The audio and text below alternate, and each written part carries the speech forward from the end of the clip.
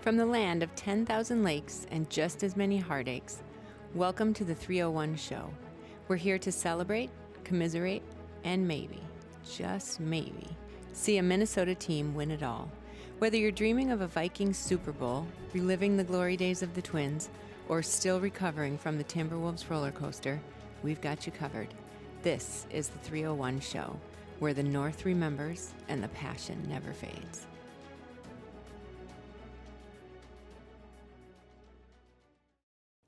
Yes, welcome into the 301 Show. We've got a great episode here for you, the 11th episode of this podcast, videocast, whatever you want to call it. We've got some interesting news out of the Twins organization from this past week. They're looking at something that may very well come true that we talked about in a previous episode on this show. The Wild continue tearing up the NHL, as well do the Vikings in the NFL. They remain a couple games back out of first place, and the Timberwolves look to turn it around by doing exactly what they did last year, playing defense. Let's get into it. All right, yes, let's move on to the Target Field Talkers. And the big news is from the Star Tribune. Bobby Nightingale wrote this. There have been talks this offseason at the winter meetings specifically that are taking place right now that Royce Lewis is open to and looking at potentially changing positions from third base to second base, which was something they tried last year on with him starting. He started a game at second base, and he criticized the Twins organization for doing that. Rocco at the winter meetings was quoted as saying Royce Lewis actually said he had been taking balls on both sides of second base. So I think that this was more of a case of them trying to force him to change positions in season versus in the off season. I think these players are more willing to make these changes in the off season when they get more time to practice and to get more comfortable when it doesn't matter as much. Now, the off season definitely does matter in these players' development, but in terms of them actually playing in games that matter or not, this does not matter. They they get the reps to practice right now, and then they will be able to do that. He will be able to play at second base during the regular season. And I do think that would be great for the Twins. I do think that the Twins need that because they have a hole at second base right now, I think. I know Edward Julian could probably play there, but I'd like to find a different position for him. And I don't think Royce is...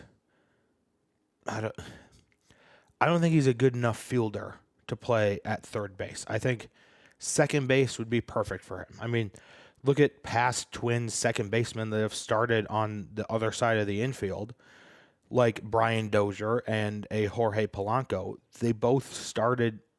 Brian Dozier started as they actually both started as shortstops. Brian Dozier was absolutely horrendous at shortstop. Polanco was decent. It was a lot better than Brian Dozier was, but when they brought in Carlos Correa, obviously Correa was the way better defensive shortstop, so they moved Polanco over to second base, which I think at that point in his career was a much better fit for him. And then in that playoff game, one of the two at home against the Blue Jays, I believe it was, it might have been the next week at against the Astros, but I think it was the one against the Blue Jays, they had him at third base, and he could not field the ball to save his life. So some guys are just better with the shorter throw, the getting more time to actually field the ball, and they become great second basemen. So I think that would be great for Royce Lewis, and he would benefit a lot from being at second base and then being able to focus more on the batting, on the hitting side of the game, instead of him having to focus on playing a premier position in the field. So I like the move. I like if he does make this move, actually make this move over. You've got the combo of both Brooks Lee and Jose Miranda that can play third base. And I think he will be a great second baseman here for the Twins this upcoming season. Now, let's move on to predictions. Again, we had nothing come off the board here for Target Field Talkers. So we will let's actually highlight one that is one or two here that are still on the board. Speaking of Royce Lewis, I said that Royce Lewis will play 100-plus games and will hit 30-plus home runs in 2025. So that will be this upcoming season. I made that prediction back in the second episode we started making predictions. Then another one, I said the Twins will have Ryan Jeffers being the opening day starter in 2025. The opening day starting catcher in 2025. That would be an amazing home run prediction if they had him come out and pitch on opening day. That would be insane. As for my three predictions for this episode, three new predictions here. My first one is Rocco Baldelli. He was ejected 5 times last year. I believe 0 times last year, 5 times the year before. So I said that Rocco Baldelli will be ejected 3 or more times this upcoming season. Another prediction here is that Royce Lewis will play at least 50% of the game, 50% of his games that he plays, he will play at second base. So 50% or more of the games that Royce Lewis plays in will have Royce Lewis at second base. Then my third and final prediction is that Carlos Correa will be a Twin on opening day. There's some rumors of him potentially being traded. We'll discuss that more when they become a little bit more credible. But Carlos Correa will be a Twin on opening day, but he will not be a Twin on opening day 2026. So those are my three predictions. We will see how they do here. All right, now let's go over to the Wolves' Den, where the Twins went 2-1 this past week. They beat the Clippers in LA 108-80. Julius Randle had 20 points in 26 minutes on 8 for 16 shooting. Then Luka Garza, in what fans have lovingly described as Garzabage time, which I don't think it's fully Garzabage time. I think that's his time to shine. In 8 minutes, though, he put up 10 points on 4 of 5 shooting, and he had 3 rebounds. So nice job for Luka Garza there. I do have a bigger point on this past week, but we will get into it after I tell you about these last 2 games. On last Friday, the 6th, they traveled up to the Bay Area to take on the Warriors. They won 107-90. Ant, in 35 minutes played, had 30 points on 11 of 18 shooting with 4 rebounds and 9 assists. So a nice night there for the Ant-Man. And then a couple days later on Sunday, the Warriors, in another game at Golden State in the Bay Area, the Warriors beat the Timberwolves 114 to 106.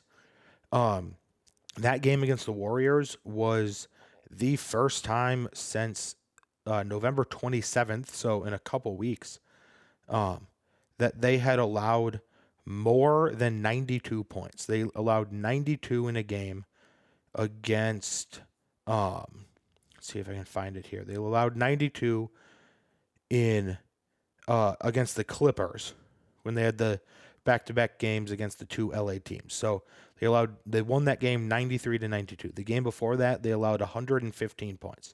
So when their defense is playing well, they can find enough scoring everywhere else to make up for maybe the lack of scoring that they've had this season. They're winning games, again, like I said earlier in the introduction. They are winning games like they won last year. They're winning games by playing defense at a championship level. And I think if the stat is, if you look at the last 20 NBA champions, there are two ways to win an NBA championship. You either have to be a top 5 defensive team, or you have to be the dynasty Golden State Warriors or the dynasty Miami Heat. And I don't think the Timberwolves are at either one of those dynasties right now. Now, could they get there? Maybe. I mean, they might be. It's too soon to tell at this point. But I think that they are a top 5 defense and that they are going to win a championship based off of them playing defense. I don't think that having Anthony Edwards alone is enough for them to say, we're going to outscore you 140 to 130 with, Gobert and Nickeil Alexander. I think with those two guys and some of the other guys they've put in place around them, I think they'll say we'll win a game 90 to 89. And they are completely okay with that. The NBA might not be, because that doesn't make for as exciting of basketball from a fan standpoint. And the NBA and all these leagues are very money hungry and money driven at this point. But I think to win a championship, they're more likely going to have to play very good defense over very good offense. So let's see if they can continue that here this week, as they have 2 games between now and next week's episode. They play on Friday at 7 p.m. Back in LA against the Lakers. They play on the 13th.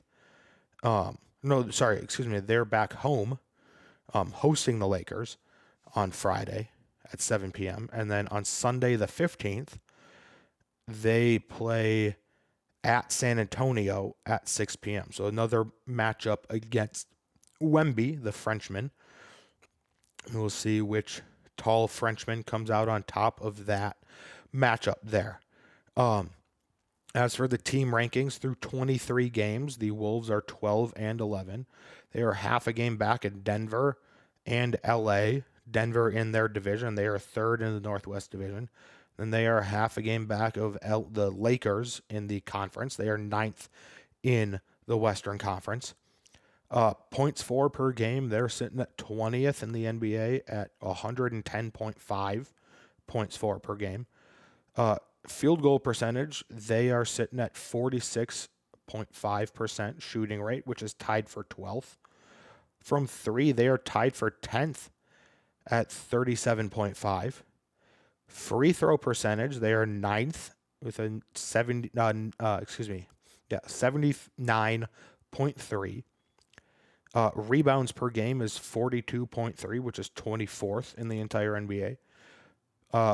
Blocks per game, they're sitting at 20th, which is 4.8 per game. Turnover differential has slipped a little bit. They're at plus 0.4, which they are basically half a turnover more per game, which is 12th in the NBA. Points against per game, they have dropped this one to 107.0, which is 4th fewest in the entire NBA.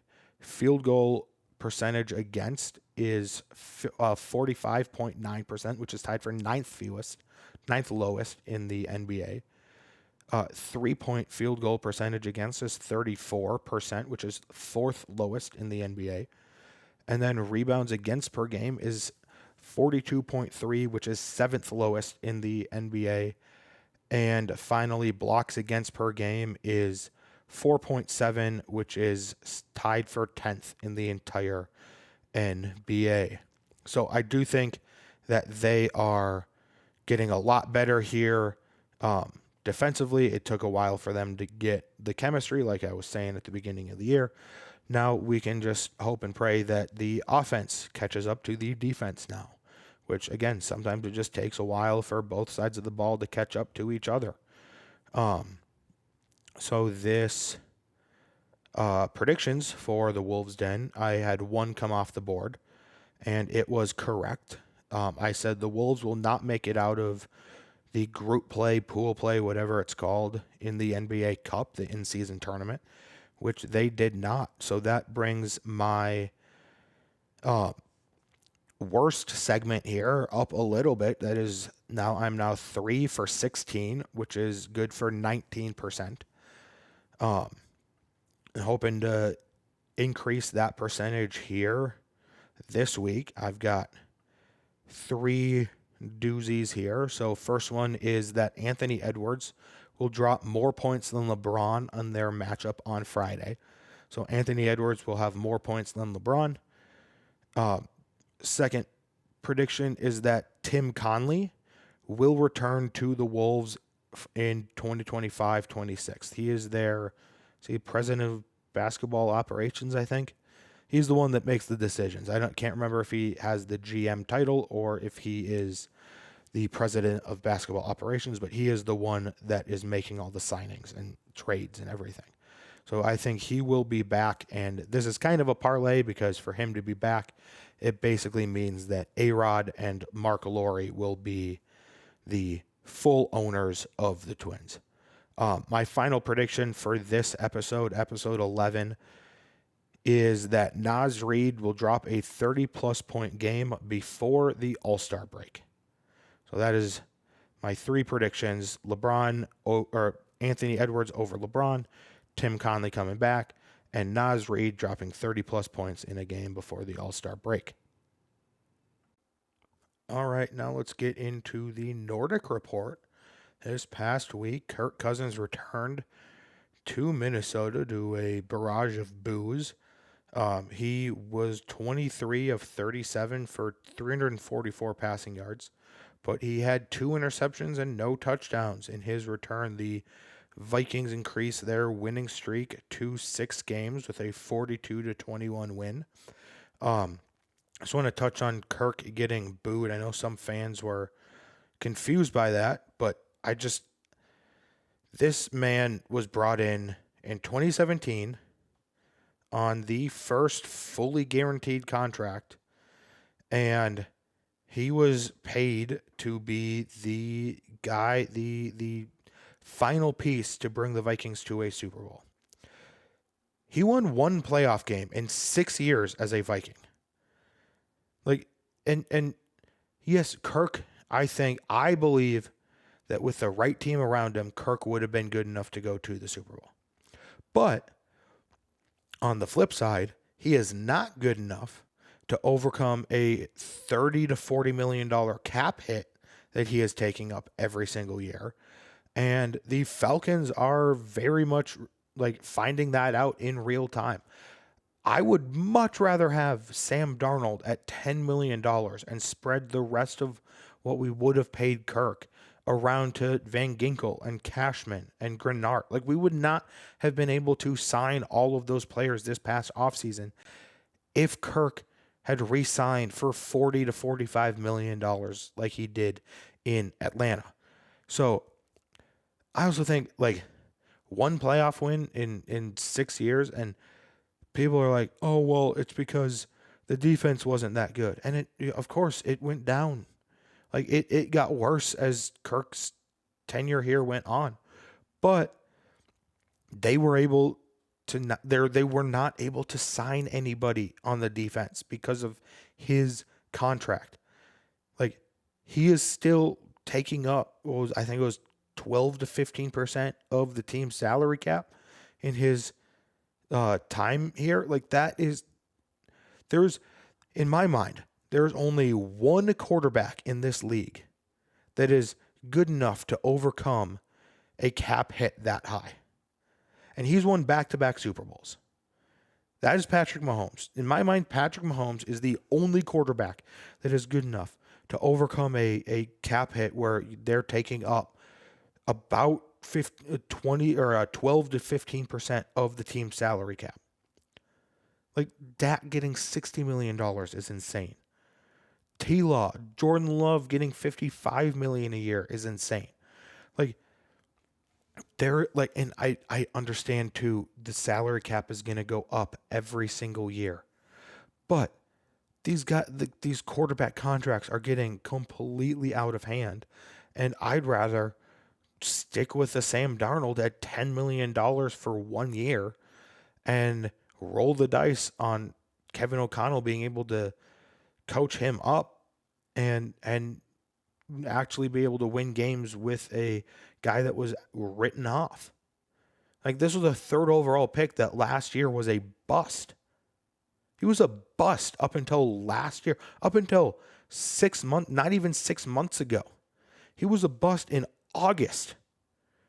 There was the footage of the joint practice where he was throwing picks left and right against the Cleveland Browns. And people were like, oh, Vikings fans, buckle up for a long year. Like, I trust Kevin O'Connell and what he sees in quarterbacks. And maybe that's Sam Darnold on another bridge, shorter term for a little bit less money, but more than he's making now contract for next year. Maybe that's Daniel Jones for a year before J.J. McCarthy takes over. Maybe that is J.J. McCarthy next year.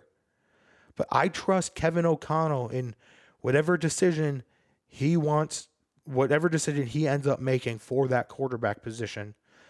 I trust Kevin O'Connell. So that is my little mini rant to start this segment of the Nordic Report. Will Reichert missed his third field goal of the year. He was 0 for 1 in field goals in this game. Made up for it by going 6 for 6 on PATs. CJ Ham had a fumble recovery, a special teams fumble recovery, so that was absolutely amazing. The defense combined for 1 sack, 4 tackles for loss, 8 passes deflected, 4 QB hits, and 2 interceptions. Should have been probably at least 3 or 4 total, as Van Ginkel could have had another pick 6 on the year, batting a ball down, and then that could have been his 3rd pick 6 of the year. Again, he had the one against Aaron Rodgers, he had the one against Daniel Jones in week 1, and if that one happened, they would have been the exact same pick 6, where he just bats it down at the line and then has a wide open space to just run. Then I've got 3 game balls, and there are 3 guys that I have not mentioned yet. So not 3 game balls. I've got 2 honorable mentions and then a game ball. So my first honorable mention is Justin Jefferson, who put up 7 receptions for 132 yards and 2 total touchdowns. The honorable mention, number 1, I guess, the top honorable mention, getting 2nd place in this, is Jordan Addison with 8 receptions, 133 receiving yards, and 3 touchdowns. And the guy getting the game ball today played his best game, I think, of his career, definitely his best game of the season. I think quite possibly the best game of his career. Game ball is going to Sam Darnold.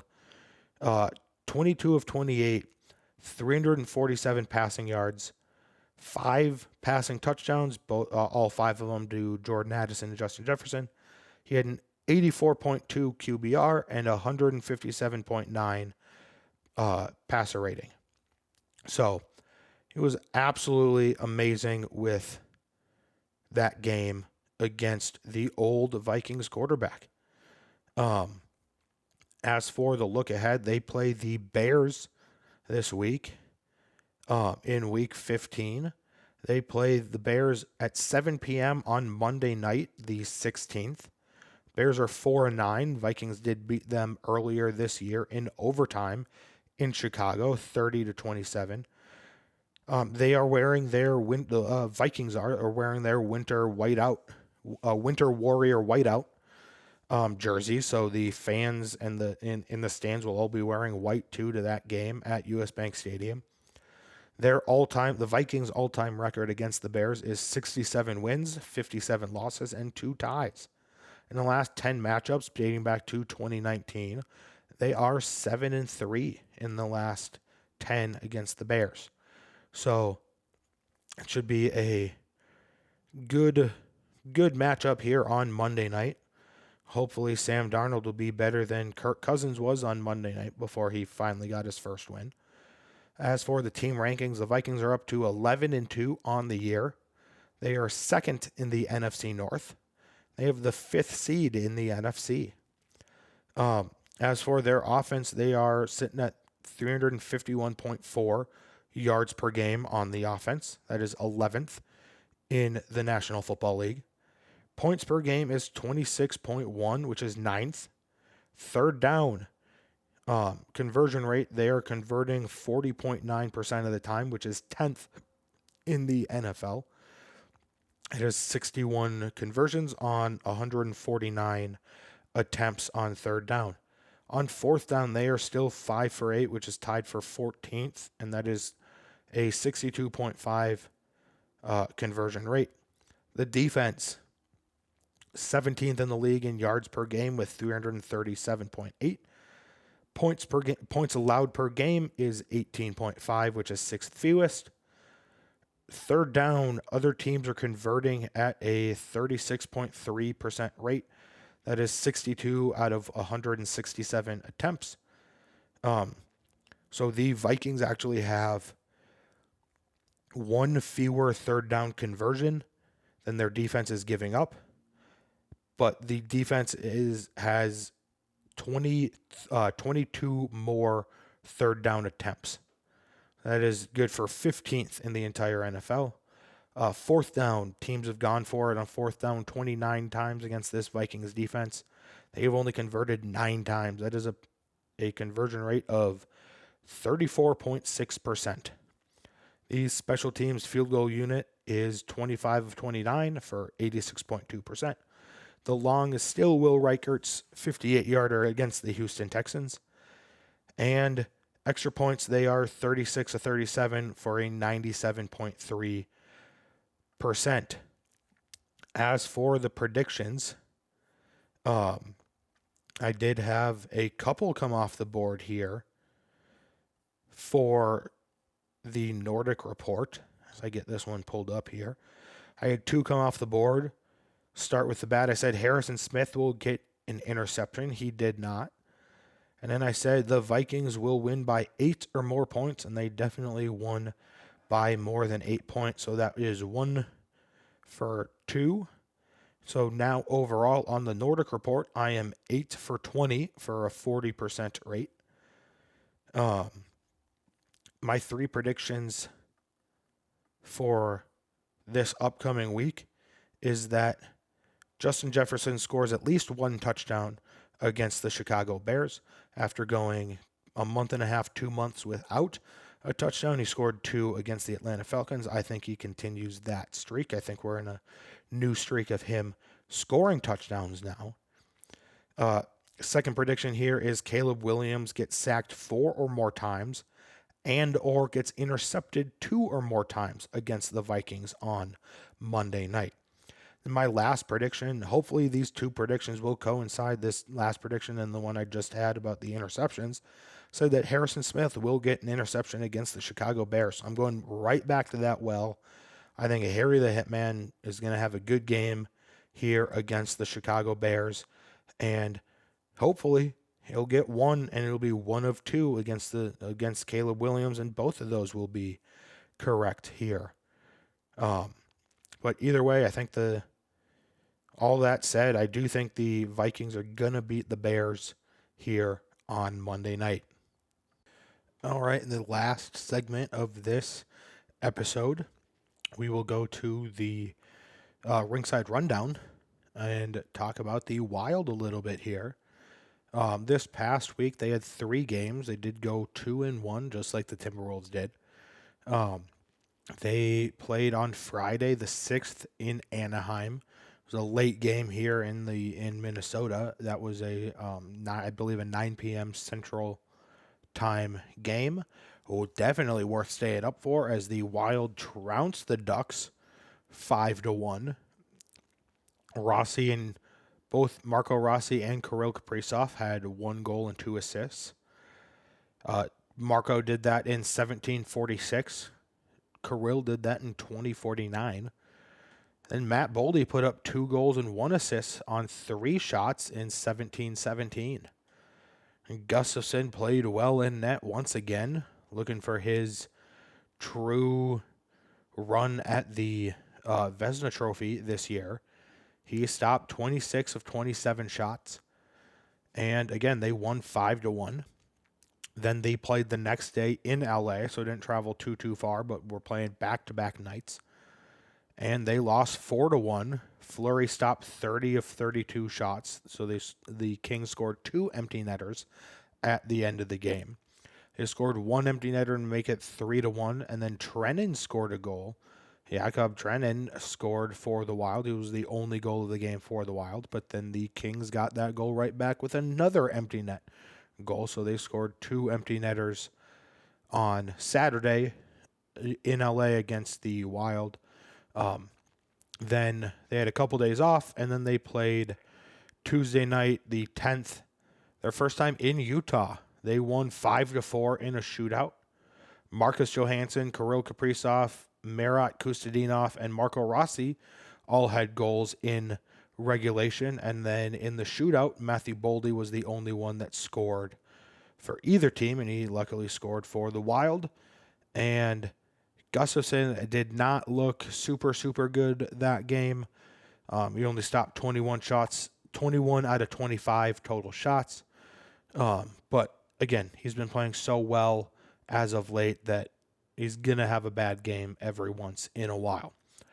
Looking ahead to this upcoming week here, the Wild play at home on Thursday, the 12th. That is at 7:30 p.m. against the Edmonton Oilers and Connor McDavid. Then they played on they play at 1 p.m. on Saturday the 14th against the Philadelphia Flyers.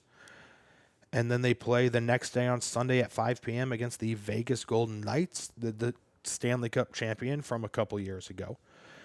So they have some matchups here where they can definitely get some points, but there's also some very good matchups here to see. I don't think that this start is a fluke. I do think that the Wild are a very good team this year, because we have a big enough sample size to show that it is not just a fluke. But I also don't know if they can keep this pace up the entire year. I really hope they can. It looks like it's definitely possible, but I don't know if they just will be able to. 'Cause right now, before this last week, I will say this last week gave me a lot more confidence that they would be able to keep up this pace all season, because they got scoring for more than just Kaprizov this last week, and Gustafsson had a bad game, and they still won it. Their worst game from their 2 goaltenders this last week, they won in a shootout. Like, I think Fleury played a better game in the game they lost 4-1 than Gustafsson did in a game they won 5-4 in a shootout. So again, that gives me a lot more confidence in this team that they are going places in the playoffs. Now, I'll get to it in just a second. There is still one key area that absolutely scares me on this team. And there's one area that I think absolutely needs to be picked up if they want to make a true Stanley Cup Finals run, which again, the Wild are like the Vikings. I did not think that they had actual Super Bowl or actual championship caliber rosters in the offseason. Back in August for both of these teams, I did not think that the roster was good enough to make run at the championship for whichever sport that these teams are playing. Now that we're in December, halfway through December, these teams can absolutely make a playoff run. Both of them can. But the Wild need to change just one thing, and I'll get into that in just a second here. Let's go over some team rankings, and then we'll go over some Gus Bus rankings, and then predictions, and then we'll be done here for this episode. Maybe a little bit of a shorter episode today. Team rankings, their record 19-5-2 for 42 points. That is tied for first in the Central Division in the Western Conference and the entire NHL. There are a couple teams tied with them. I do believe the Wild have the tiebreakers over at least the Winnipeg Jets. I don't know if they have the tiebreaker over the Washington Capitals right now.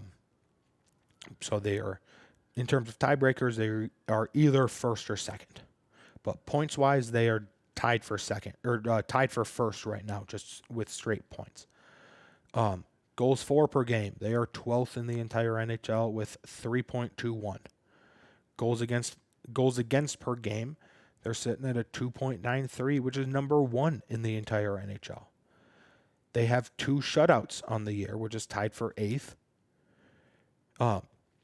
Power play is sitting at 19th in the entire NHL at 18.9%, so they are getting a lot of scoring from the 5-on-5. Now, this is the one where I've said this before too, I am mightily concerned with their penalty kill unit. They are tied for 25th in the entire NHL, and they are sitting at a 74.6% kill rate. That is just not that good. Like, they are killing off penalties only 74.6% of the time. They need to change that to go on a playoff, because the teams you face in the playoffs will take advantage of that. Like, the teams you play in the playoffs are the best teams in the NHL. So I think that they really need to sit down with whoever's running the penalty kill. They really need to sit down with that coach and the players and just figure something out. Like, put Kirill out there if you have to. Like, change. Now, I understand too, Brodin being hurt definitely doesn't help, but this was a problem before Kirill was out. Brodin was out. This was a very big problem all season, even when we were fully healthy for a couple games there. This has just been a very big issue all season. So if you put Kirill out there, maybe that gives guys just a more of a jump of, this kid has to do everything for us. That should be an embarrassing sight if you're an NHL player and one guy is scoring basically all the time, and then has to go out there and kill off penalties too. That should be a wake-up call for these penalty kill players. As for the face-offs, they are winning face-offs 49% of the time, which, again, like to see that up. Not going to gripe about that while the penalty kill is so low. Shots for per game, 29.1, that is up. That is now 15th in the entire NHL. Shots against per game is 28.9, which is 19th fewest. So they're in the almost bottom third of the league in that. Which I will say just makes this next guy here, Gus Bus, way more impressive. He is 14-4-3 on the season. His save percentage is .927%, which is tied for second amongst qualified goalies. And then the goals against average is 2.08, which is number 1 against qualified goalies. So, again, that's why I had the prediction last week. He is in contention for the Vezina Trophy. I think he will win the Vezina Trophy this year. And as for predictions, the prediction segment for this week, I had one prediction come off the board, and I said that the Wild will sweep the 2-game series in California. They did not. They lost to LA. As for the predictions overall, I am now 6 for 16. That is good for 38%. So the Nordic Report has officially jumped Rinkside Rundown for my correct and incorrect, or how many the percentage of correct predictions I have gotten. Percentage wise, I am more successful now on the Nordic Report than the Rinkside Rundown. Even though they held the lead, the Rinkside Rundown held the lead for most of this start of this podcast, since I started doing and tracking the predictions. So 3 new predictions here. First one is Kirill or Marco Rossi will have a hat trick for the Wild before the new year. So before January 1st, at least one of those two will have a hat trick. Before next week's episode, Gus Bus will have a 30-plus save win in that time frame. So he'll make 30 saves. Doesn't matter out of how many shots. He can make 30 saves and let in 7 goals, and the Wild win 8-7. That still counts. He will make at least 30 saves, and they will win that game. And final prediction is that Brock Faber will score a goal before next week's episode. So Marco and Kirill will have a hat trick before New Year's. Gus Bus will have a 30-plus save win before next week's episode. And Faber will score a goal before next week's episode. All right, so thanks for watching episode 11 of the 301 show. Again, leave any questions or answers you may have down in the comment section. Also, let me know if you need anything or want me to go over anything. Add any segments to this. I am all ears, so talk to me in the comment section about that. So, again, thank you for watching this episode 11. And we will see you next time.